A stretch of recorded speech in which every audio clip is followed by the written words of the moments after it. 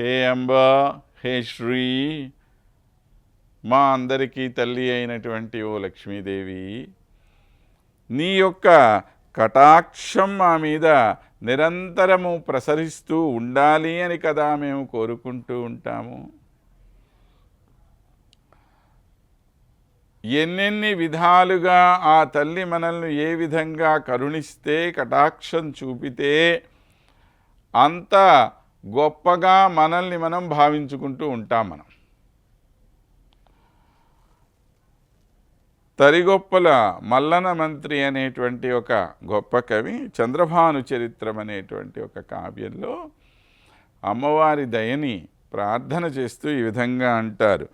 తొడవుల తన రూపు దూప సేవా సన్న కాంతాంతరమనీష గప్పుగరణి జగదంబగాన భుజనులకు అవ్యయ సౌఖ్య విభవంబులిమ్మని వేడుకరణి. ఆమె సాక్షాత్తు జగన్మాత. జగన్మాత అయినటువంటి ఆమె కదా మనకేదన్నా ఇవ్వాలి. కాబట్టి అవ్యయ సౌఖ్యములిమ్మని వేడుకరణి. ఎప్పుడూ తరగనటువంటి ఒక సౌఖ్యం, చెదరనటువంటి ఒక సౌఖ్యము, అందరము నిరంతరము హాయిగా సుఖంగా నివసించి ఉండేటువంటి విధంగా మేమందరము బాగుండేటువంటి రీతిలో నువ్వు మాకు దయచూపు తల్లి అని చెప్పి బలిబంధవేళ సంధిలును అనంతాచంక్రమణ భూరి విశ్రాంతి మడపు కరణిన్ అన్యాబ్దములు మాని అమృతకర ప్రకాశోన్నతాబ్జములు గైకొన్న కరణి. ఇక ఇతరమైనటువంటివి ఏవి మనకి అవసరం లేదు.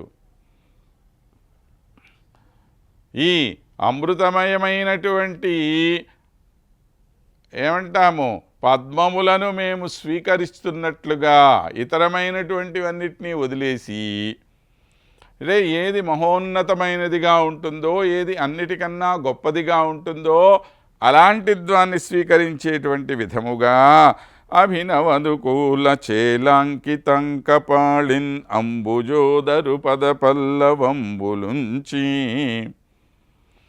ఎలమి సంవాహమొనరించు కలిమి చెలువ చిరత ఐశ్వర్యములు మాకుంజేయుగాత. ఆ విధంగా మాకు నిరంతరమైనటువంటి ఐశ్వర్యాలను ప్రసాదించవమ్మా తల్లి అని చెప్పి ఈ మల్లన మంత్రి గారు ప్రార్థన అమ్మవారి చంద్రభాను చరిత్రలో. ఇలాగా ఎంతోమంది కవులు ఎన్నో రీతులలో అమ్మవారిని ప్రార్థన చేశారు. మనం కూడా ప్రార్థన చేస్తున్నాము.